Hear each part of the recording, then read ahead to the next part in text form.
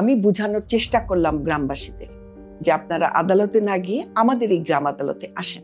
আমরা সাধারণত আগে আবেদনকারীকে বলি যে ঘটনাটা আসলে কি ঘটছে পুরোটা আমাদেরকে সত্য কথা বলতে হবে। এদেরকে আমি বললাম তে সহযোগিতা আমি করব, তে তোমরা দরখাস্তটা লিখো গ্রাম আদালতে গিয়ে।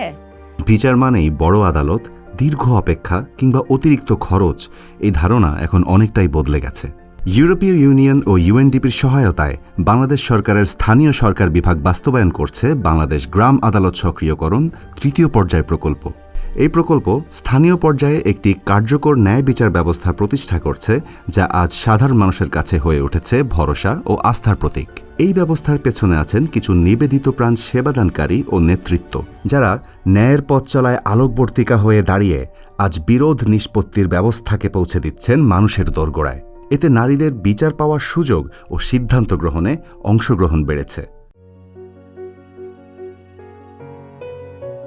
আমি বোঝানোর চেষ্টা করলাম গ্রামবাসীদের যে আপনারা আদালতে না গিয়ে আমাদের এই গ্রাম আদালতে আসেন। ওনারা দেখলেন যে সুবিচার এখানে পাওয়া যায়, তখন কিন্তু আসা শুরু করলো। এছাড়াও যদি আমি বলি, আমাদের যে নারী সদস্যরা আছেন ওনারা যার যার ওয়ার্ডে সম্পৃক্ত হন এই আদালতে, গ্রাম আদালতে জনগণকে সম্পৃক্ত করার পিছনে। এখন যেরকম দেখি আমি যে নারী যারা প্রতিবাদী আসেন তারা কিন্তু অনেক ভোকাল। আমি চেষ্টা করেছি মানুষের সাথে মিশে এবং তাদের দুঃখ দুর্দশার কথাগুলি জানতে। তার এই নেতৃত্ব কেবল অফিসের দেয়ালের ভিতর সীমাবদ্ধ নয়। তিনি বিশ্বাস করেন স্থানীয় পর্যায়ে নারী নেতৃত্ব যত শক্তিশালী হবে, ন্যায় বিচার তত সহজে মানুষের দুয়ারে পৌঁছাবে।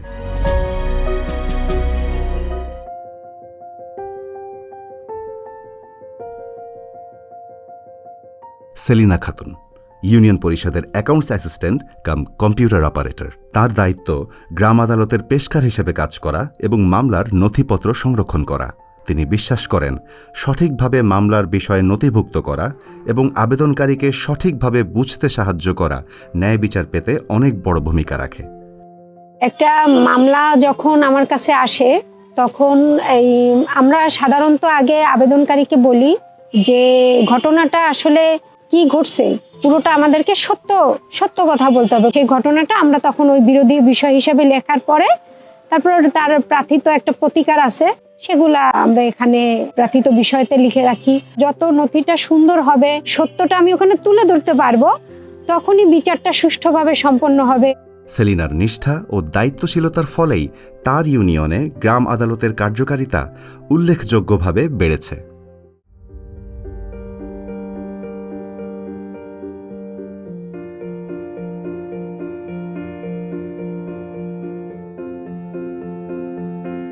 ত্রিনলা রং গারো সম্প্রদায়ের একজন নারী সদস্য, যার কণ্ঠ এখন গ্রামের নারীদের সাহসের প্রতীক হয়ে উঠেছে। তিনি গ্রাম আদালতের প্যানেল সদস্য হিসেবে সিদ্ধান্ত গ্রহণে ভূমিকা রাখেন, যেখানে প্রতিদিনই পাহাড়ি নারী ও দরিদ্র জনগোষ্ঠী জমি জমা, ঋণ কিংবা মারামারি সহ বিভিন্ন বিরোধের সমাধানের জন্য আসে। গ্রামের কাছাকাছি জমি জমা নিয়ে দ্বন্দ্ব ছিল, এদেরকে আমি বললাম তে তোমরা দরখাস্ত দেও গ্রাম আদালতের মাধ্যমে।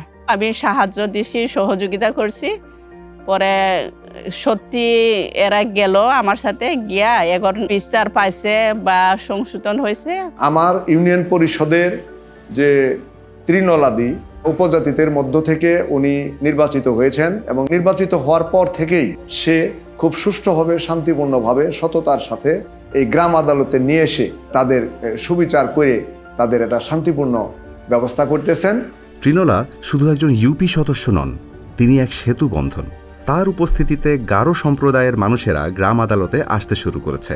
ত্রিনলা রং প্রমাণ করেছেন ন্যায় বিচার মানে শুধু আইন নয়, এটা হলো বোঝাপড়া আর সংস্কৃতির মর্যাদা। ত্রিনলার সহানুভূতি, সেলিনার নিষ্ঠা আর নাদিরা রহমানের নেতৃত্ব সবার জন্য তৈরি করেছে ন্যায়ের নতুন এক অধ্যায়, এক উজ্জ্বল উদাহরণ আর গ্রাম আদালতের ন্যায় বিচার ব্যবস্থার উপর আস্থা।